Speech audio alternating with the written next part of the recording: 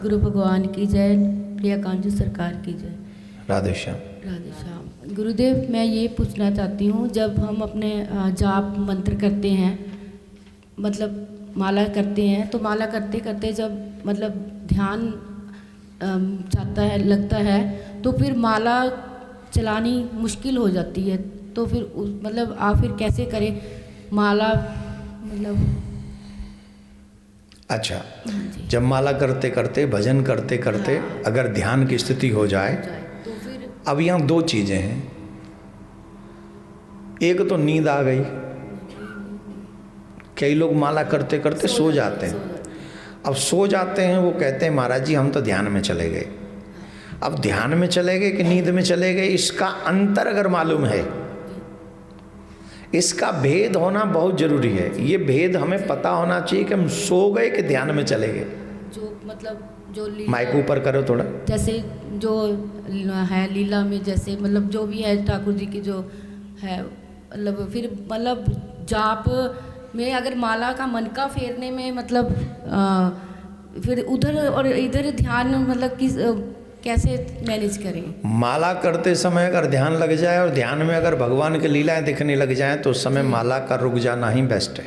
जी, यही गुरुदेव पूछना था मैंने। उस ध्यान में जाना और उस ध्यान में भगवान की लीलाओं का अनुभूति होना, दर्शन होना, ये भक्ति की पराकाष्ठा है।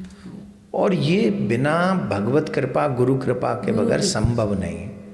जब गुरु कृपा होती है तब मनुष्य उस श्रेणी में जाता है कि नेत्र बंद हुए और चित्त में ठाकुर जी की लीलाओं का अवलोकन होने लगा। जैसा जैसा भाव मन में आता गया वैसी वैसी लीलाएं मन में होती रहीं। ये गुरु कृपा के बगैर संभव। गुरुदेव, ये सब आपकी कृपा है। महादेव है, आप महादेव के रूप में है। मैंने महादेव को गुरु पुण्य पे गुरु के रूप में दिया और साक्षात आप मेरे लिए महादेव हैं।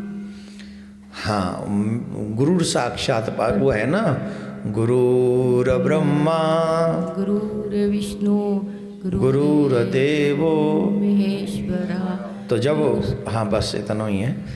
तो गुरु साक्षात पर ब्रह्म तक छोड़ो, महेश, महेश माने शंकर, शंकर माने शिव। तो ये शिष्य के, अब देखो ये तो अच्छी बात है कि आप समझ रहे हो कि आप तो शंकर भगवान हो, शिव हो, महादेव हो, पर यहाँ गलती ये हो जाएगी कि अगर मैं ही अपने आप को शिव समझ के बैठ जाऊँ तो फिर मुझे जटा बढ़ानी पड़ेगी, त्रिशूल लाना पड़ेगा, डमरू रखना पड़ेगा, भस्म लगानी पड़ेगी और फिर वहाँ कैलाश पर्वत बनाना पड़ेगा। यहीं पर अभी तो वृंदावन है, बना ही हुआ है गुरुदेव। हाँ, तो वो आप कोई शिष्य की अगर कोई भावना है तो वो उसका शिष्य को चाहिए गुरु को कभी जीव न समझे, और गुरु को चाहिए वो ज्ञान का अहंकार न करे। शास्त्रों में दोनों को ही दिशा निर्देशन दिए गए हैं। जितना दिशा निर्देशन शिष्य को है उतना ही दिशा निर्देशन गुरु को भी है। गुरु अपने धर्म का पालन करे, शिष्य अपने धर्म का पालन करे, दोनों धर्म का पालन करेंगे तब जाके दोनों ही भवसागर से पार होंगे। शिष्य का दायित्व है गलती से भी गुरु को मनुष्य न समझे। क्रोधी हो तो परशुराम का अवतार समझ ले, नरसिंह का अवतार समझ ले। दयालु हो,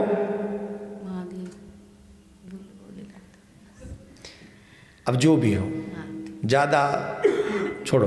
तो ये मुझे पता होना चाहिए कि मैं ध्यान मग्न अवस्था में हूँ या निद्रा की अवस्था में हूँ। तो निद्रा की अवस्था में हूँ तो सावधान होना चाहिए, सावधानी का ध्यान रखना चाहिए कि नहीं, माला करते समय मुझे निद्रा नहीं आनी चाहिए। और ध्यान की अवस्था अगर भगवान ने मेरी कर दी है तो ये तो बहुत सुंदर स्थिति है।